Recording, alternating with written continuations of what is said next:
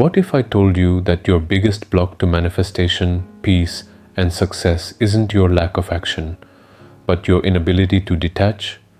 Have you ever met someone who was constantly anxious, holding on to relationships, jobs, money, or even just expectations so tightly that the very pressure of their attachment was choking the life out of them? I had a client, someone just like that. When she first came to me, her life looked perfect on the outside. A good job, a caring family, a partner she deeply loved. But on the inside, she was drowning. She was terrified of losing any of it. She couldn't sleep. She had anxiety attacks every time her partner didn't respond to a text. Her job felt like a lifeline she couldn't afford to lose. Every single day, she was consumed by the fear of loss. But here's the twist. The more she clung, the more things started slipping away.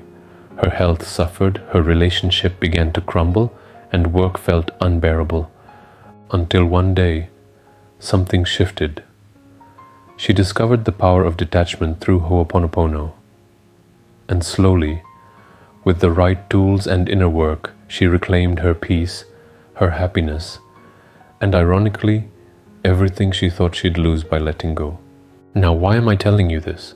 Because this one idea might just be the most important turning point in your life too. In today's world, detachment has become one of the most difficult spiritual practices to master. We're more connected than ever, digitally, emotionally, materially. We're taught to strive, to hustle, to cling. We're told that the more effort and attention we give to something, the more likely it is to stay with us. But the truth? Clinging is often the reason we lose. In this video, you're going to understand exactly why detachment is so powerful. You'll learn how your attachments, whether to people, outcomes, careers, or money, are actually blocking your abundance. More importantly, I'm going to show you how to use Ho'oponopono and simple subconscious techniques to gently let go without losing your passion, your love, or your goals. And trust me, if you miss this, you might continue to repeat the same painful cycles in your relationships, finances, and career without ever realizing what's truly causing the struggle. Let's begin. I'm going to give you something valuable right now, a key truth. You don't manifest what you want. You manifest what you're energetically aligned with.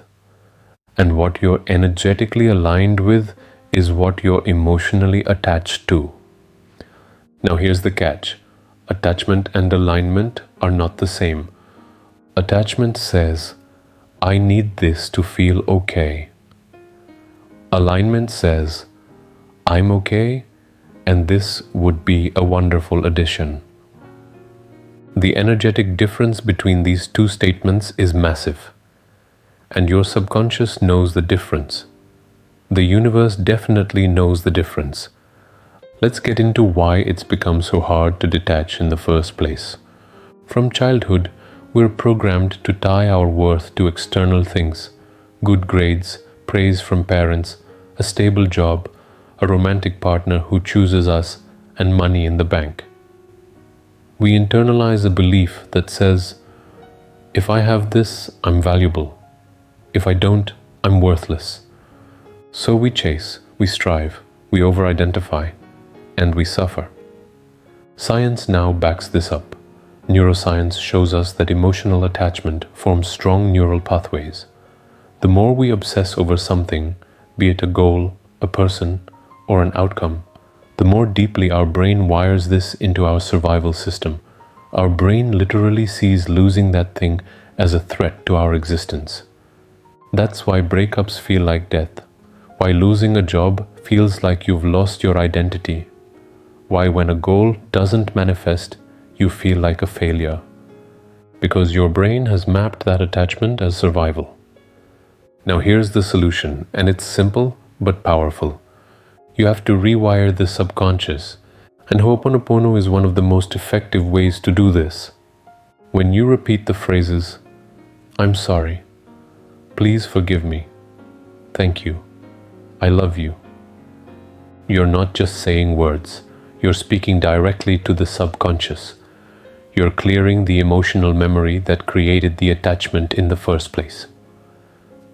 My client began by practicing this every morning, especially when thoughts of loss and fear crept in. She would visualize the person or outcome she was attached to and gently repeat the phrases, not to force detachment, but to cleanse the fear underneath the attachment. And slowly she felt lighter. The desperate grip loosened. Her inner world calmed. Now pause here with me. Think about the one thing you're most afraid of losing right now. Maybe it's your job, your child, your partner, your dream. Close your eyes for a moment and whisper the phrases to that fear. I'm sorry. Please forgive me. Thank you. I love you. Feel the tension release. Now let's go deeper. What makes detachment feel dangerous is the illusion that letting go means giving up. But it doesn't. Detachment is not giving up your desire. It's giving up your desperation.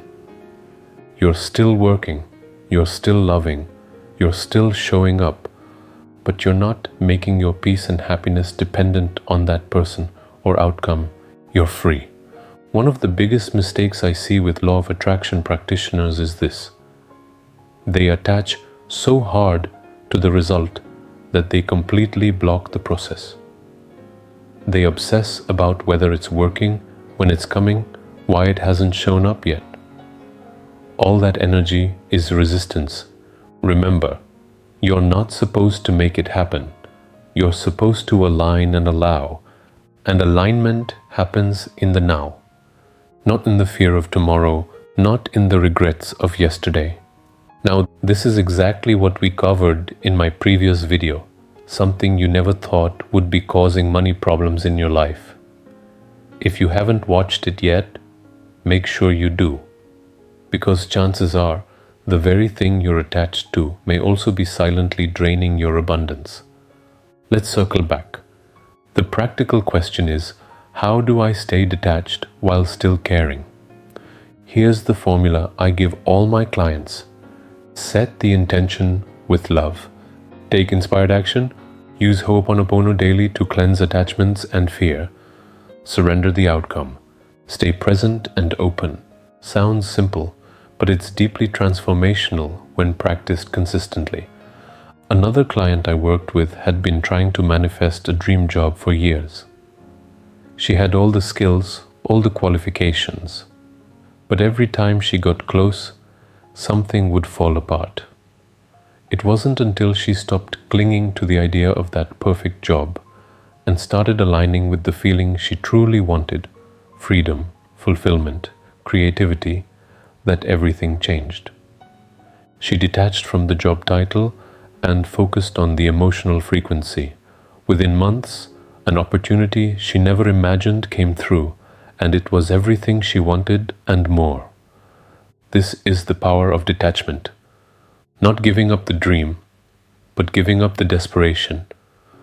If you're resonating with this and want to go deeper, we do healing sessions regularly using Ho'oponopono, subconscious rewiring, and manifestation practices that transform your inner world so your outer world follows.